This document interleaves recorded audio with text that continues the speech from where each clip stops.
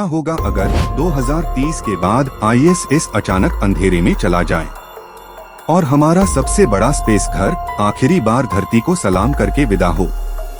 दोस्तों, ये सिर्फ ड्रामा नहीं, रियल प्लानिंग चल रही है और टाइमर टिक टिक कर रहा है। आज मैं आपको वो पूरा सच दिखाऊंगा जो अभी ऊपर आसमान में शांत लेकिन अंदर से उलझा पड़ा है। ISS कोई छोटा सैटेलाइट नहीं, ये तो आसमान में तैरता हुआ मेगा हाउस है जिसकी चौड़ाई फुटबॉल ग्राउंड को टक्कर देती है। इसका वजन लगभग 420 टन है, यानी 250 से ज्यादा कारें एक साथ लटका दो तो भी कम। इतना बड़ा ढांचा रोजाना सैकड़ों बोल्टों पर उम्मीद से टिका रहता है। इसकी कहानी शुरू हुई 1998 में, जब पहला मॉड्यूल लॉन्च हुआ और कक्षा में एक एक करके हिस्से जुड़ते गए। सोचिए, आपके घर की नींव अगर 25 साल पुरानी हो तो मेंटेनेंस कितनी पिकी होती। स्पेस में तो हर बदलता तापमान, हर कंपन, हर टक्कर वक्त के साथ हिसाब मांगता है। फिर 2000 से इंसानों ने वहां रहना शुरू किया और तब से ये घर कभी खाली नहीं रहा। सोचिए, बिना ब्रेक चलती शिफ्ट, 24 घंटे, किचन, लैब, जिम, सब स्पेस में। अब एक सीधा सवाल, आप होते तो क्या करते? ऐसे घर को रिटायर करते या अपग्रेड? कमेंट में लिखिए, मैं पढ़ रहा हूँ। हर 90 मिनट में ISS धरती का एक चक्कर लगाता है और दिन रात का स्विच लगभग 16 बार पलटता है। इतना तेज थर्मल बदलाव धातु में माइक्रोथकान छोड़ता जाता है, जैसे स्क्रू ढीले पड़ने लगे।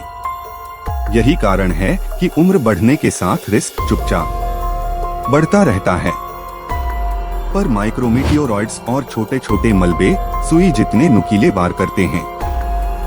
कभी कभी बेहद सूक्ष्म छेद बनते हैं जिन्हें टीम फौरन पैच करती है, वरना छोटी लीकेज भी सरदर्द बन जाती।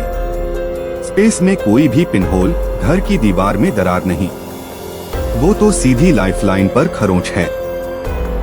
धरती का पतला वायुमंडल नीचे से खींचता है और ISS की ऊंचाई रोजाना लगभग 100 मीटर गिर सकती है, यानी एक क्रिकेट स्टेडियम की ऊंचाई जितना। अगर रिबूस्ट न किया जाए तो स्टेशन धीरे धीरे नीचे झुकने लगता। इसे ऊपर धकेलना बिल्कुल रूटीन बन चुका है। रिबूस्ट के लिए डॉक की हुई कार्गो शिप्स अपने थ्रस्टर्स से धीरे धीरे पुश देती हैं ताकि कक्षा फिर से सुरक्षित हो जाए। ये एक डेली जिम रूटीन जैसा हो गया है, थोड़ा थोड़ा मगर तय। इससे फ्यूल की प्लानिंग और हर मिनट की काउंटिंग बेहद सटीक रहनी पड़ती है। नीति की बात करें तो नासा ने ISS सपोर्ट को 2030 तक बढ़ाया है, यानी एक कॉलेज डिग्री से भी लंबा समय अब पक्का है। पर उसके बाद प्लान साफ है, ट्रांजिशन, ताकि लोरबिट में रिसर्च जारी रहे और बिल भी थोड़ा हल्का पड़े। ISS पर मल्टीलेयर सेफ्टी चलती है, हर अहम सिस्टम के बैकअप और फिर बैकअप के भी बैकअप, क्योंकि ऊपर गलती की कीमत आंकड़ों में नहीं, सांसों में उतरती है।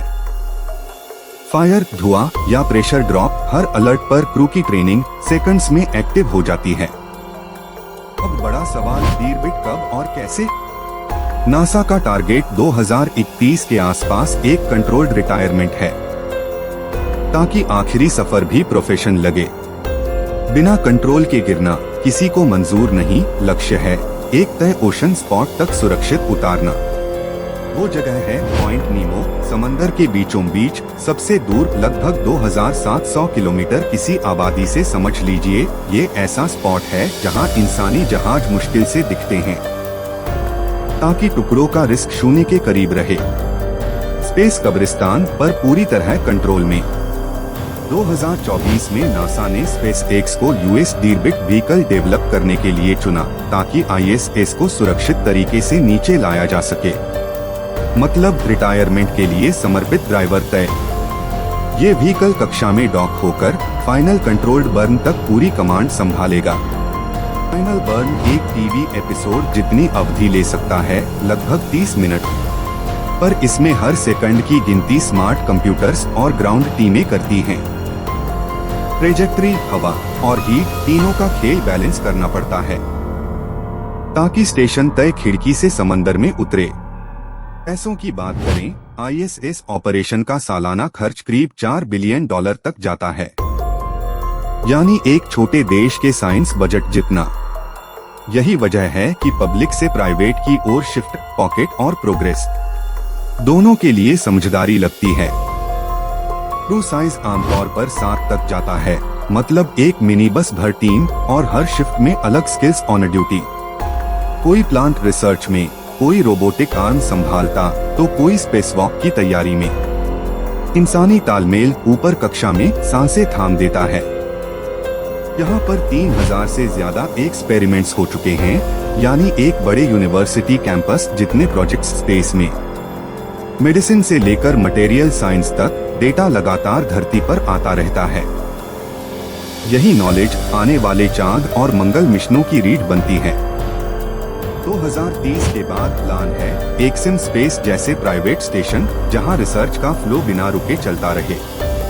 आईएसएस से सीखी ऑप्स प्लेबुक वही सीधे काम आएगी, ताकि लागत घटे और एक्सेस बढ़े। सोचिए, स्पेस में किराए का लैब कितना कमाल का बदला।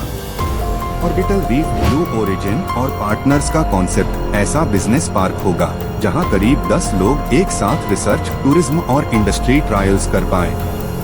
मतलब स्पेस कोवर्किंग पर प्रोग्रेड सेफ्टी के साथ। इससे एक्सेस बढ़ेगा और वेटिंग लिस्ट छोटी होगी। स्टारलैब एक कॉम्पैक्ट सिंगल मॉड्यूल डिजाइन लाएगा, जिसका डायमीटर लगभग 8 मीटर, समझिए एक स्कूल बस की लंबाई जितना। छोटा लेकिन स्मार्ट इंटीरियर, माइक्रोग्रेविटी में हाई क्वालिटी मैन्युफैक्चरिंग टेस्ट्स के लिए परफेक्ट। यहीं से नई दवाइयाँ, नए मटेरियल जन्म ले सकते हैं। कुछ लोग पूछते हैं क्यों न आईएसएस को और खींच लें। सच ये है, उम्र के साथ फेलियर प्रोबेबिलिटी बढ़ती है और स्पेयर पार्ट्स मिलना कठिन। हर साल मेंटेनेंस विंडो लंबी होती, साइंस टाइम कटता और रिस्क रिवॉर्ड का बैलेंस बिगड़ने लगता। फिर भी आखिरी सालों में गोल है max science, minimum risk, life support, radiation shielding और ऑटोनॉमी पर फोकस्ड टेस्ट्स, ताकि चांद की कक्षा और आगे के मिशन ज्यादा भरोसेमंद बने। जो भी सीखेंगे वही अगली पीढ़ी के स्टेशनों की नींव होगा। डीरबिट डे पर स्टेशन को स्टेप बाय स्टेप नीचे लाया जाएगा। पहले धीमा, फिर कंट्रोल्ड एंट्री। बड़े हिस्से एटमॉस्फेयर में झलक झलक टूटेंगे। सिर्फ कुछ हार्ड टुकड़े समंदर तक पहुंचते हैं। फ्लीट अलर्ट, एविएशन नोटिस सब पहले से लाइव रहता है। इसे स्पेसक्राफ्ट कब्रिस्तान बोलते हैं, मगर सच में ये हमारी सेफ्टी नेट है। पॉइंट नीमो की गहराई और आसपास का खालीपन। सबसे सुरक्षित विकल्प। आखिरी सिग्नल के बाद इतिहास एक पन्ना पलटेगा और नया चैप्टर प्राइवेट स्टेशनों का खुल जाएगा। दोस्तों, 2030 के बाद आईएसएस का सफर खत्म नहीं, ट्रांसफर है। नॉलेज, स्किल और हिम्मत का आपका क्या मानना है? हमारे लिए बेस्ट रास्ता कौन सा? तेज ट्रांजिशन या धीरे धीरे फेज आउट? कमेंट में बताइए। और अगर वीडियो अच्छा लगा तो लाइक, शेयर और सब्सक्राइब अभी कर दीजिए।